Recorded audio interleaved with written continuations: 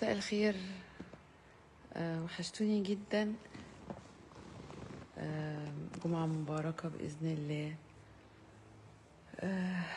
الحقيقة يعني مش زي ما تتوقعوا، أنا بشوف لايفز كتير قوي على موضوع الأوبر، أو موضوع فتاة الأوبر، أو مش عايزة أسميها فتاة الأوبر، أنا مش عارفة اسمها إيه الحقيقة.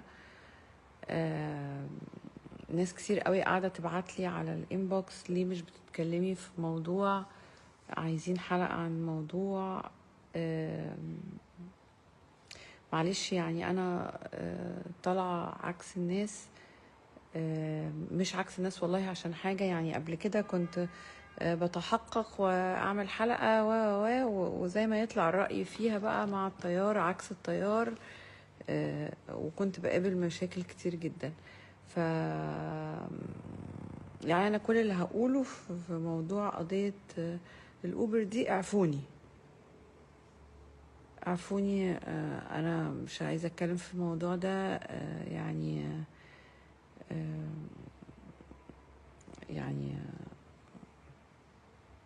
واحد اسمه معتصم بيقولي وشك بقى عامل كده ليه بجد؟ متعرفش وشي بقى عامل كده ليه بجد؟ صباح الخير، لسه صاحي من النوم.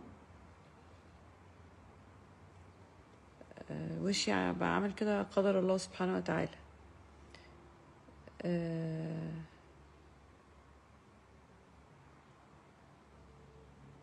شكلك هفتانة كل ده هفتانة. طب ما تسيبكم من شكلي دلوقتي وخلينا في الكلام المهم اللي انا عايزة اتكلمه.